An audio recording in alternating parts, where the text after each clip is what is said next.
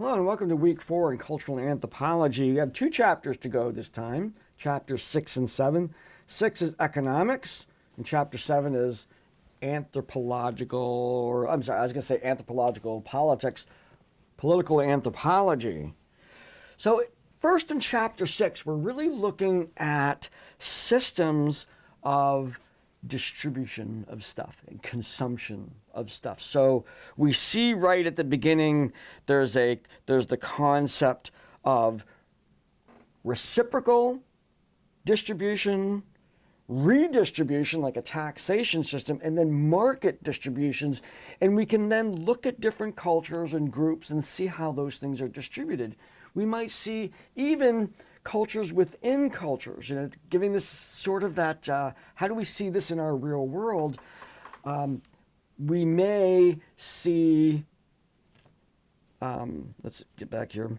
We may see reciprocity economics in our own household. We also may see redistribution when we distribute goods within our household, but when we go to the grocery store, we might be partaking in the global food economy, and therefore it's more market, or might go to the farmer's market and you're looking at reciprocity and redistribution. You see these different ways in which we can engage in how stuff is moved around and bought using the concepts from here. Now, there's a lot of work this week, so chapter 6 discussion, I'm actually having you reflect on the meaning of stuff, of having stuff. In sociology, we often talk about status symbols, and having stuff is part of a status symbol, even if it's not ostentatious. I mean, I'm not saying just talk about your desire for a Mercedes-Benz, but that you have a house, that you have a car that runs. What does that mean to you? What does that mean in terms of your ability to partake in your society? Looking at that, we're going to be looking in the quiz. I'm asking you to reflect on the 3 types of distribution that are covered in the text, and that's domestic, tributary, and capitalistic. We are primarily in a capitalistic type of distribution system, particularly because we have a monetary system.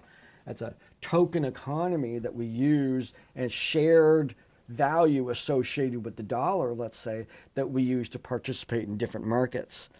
And finally, in the assignment, I'm asking you, as I was just talking about, to reflect upon instances of reciprocity, redistribution, and market exchange systems that you've experienced in your own life.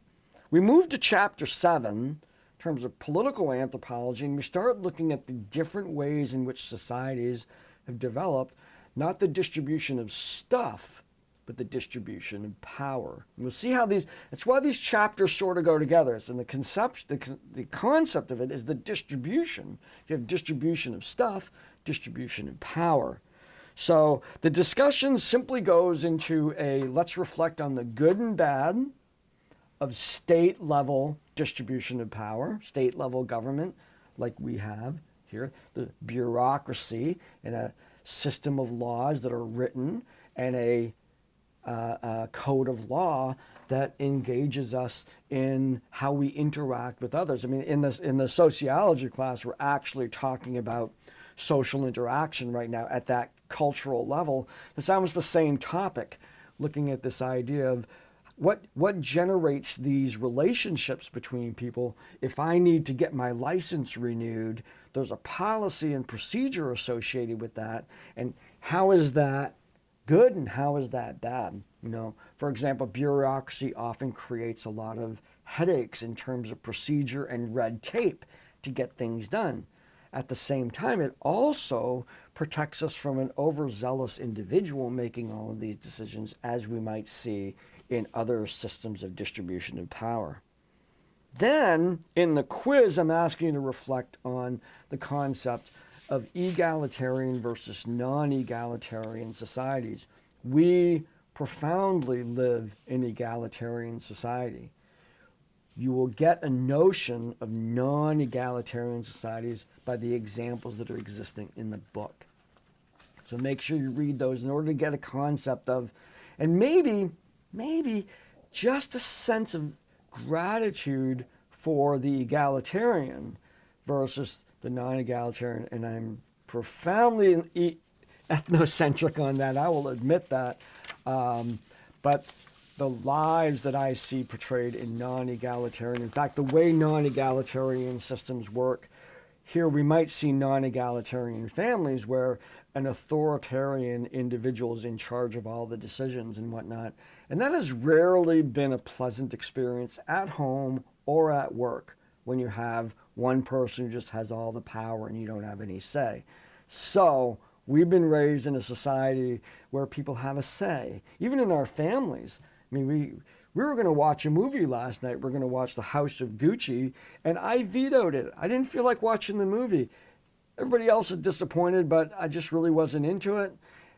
In a non-egalitarian world, my wife, of course, would have been in charge, and she would have just said, we're going watching it anyway. So luckily, we live in an egalitarian society. So enjoy the discussions. Looking forward to, again, very happy with the richness of our discussions here and the quality of the assignments. I'm hoping you're enjoying the exploration as much as I am in this particular topic. And I will see you in those discussions. Have a great week.